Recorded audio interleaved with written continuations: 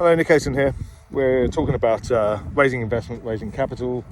We're talking about the Middle East in particular, but not just the Middle East. We're talking about all sorts of different regional nuances, which is, you have to find a way of unlocking the region's secrets, unlocking the region's capital, and that takes a bit of thought process and a bit of thinking through.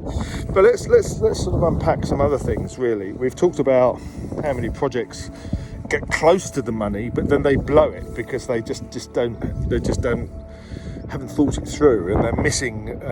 Maybe it's experience or naivety, but they're just missing those last bits and pieces. One of the biggest thing that kills deals is valuation. So let's be brutal about this. If you don't have a product that is built, that is being used by customers, and you don't have, even if it's an MVP, thousands of people that have tried and tested it and behind it in your community, and you go and ask for 10 or 15 million, you're mad. It's just, you're setting yourself up for failure.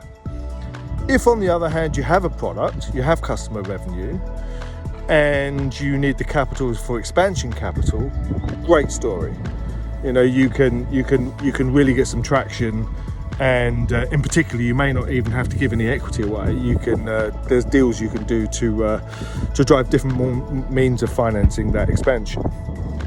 But the majority of founders that approach us say, look, Nick, we want to raise 5 million, and we've got this great product. It's built on blockchain, or it's artificial intelligence, or what have you. And I always say, okay, so where are you in your journey? They say, well, we're working on the MVP. Should be finished soon.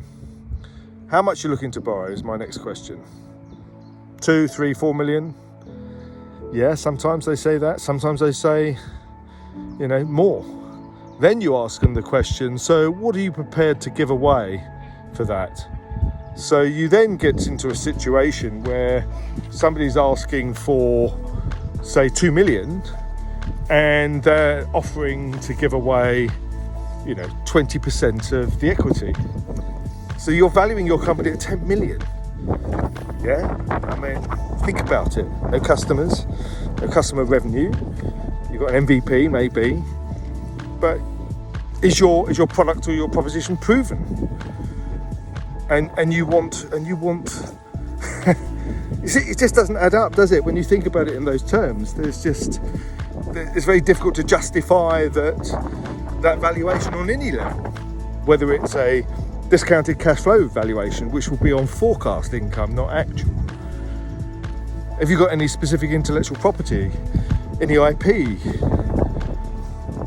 So it's one of those things that if you don't get it right, the valuation, and you're setting yourself up for failure, and that's quite often why in the early sort of qualification that an investor will ask you is those questions. Are you in? Do you have customer revenue? Is the product finished? Is it built? Is it available? Can I buy it now? What's the early customer feedback? And so on and so forth. So, and the difficulty is that if you can't justify that valuation, even if it's using comparators of other people at similar stages to you, if you can't justify it, it's not going to happen for you. Talk soon.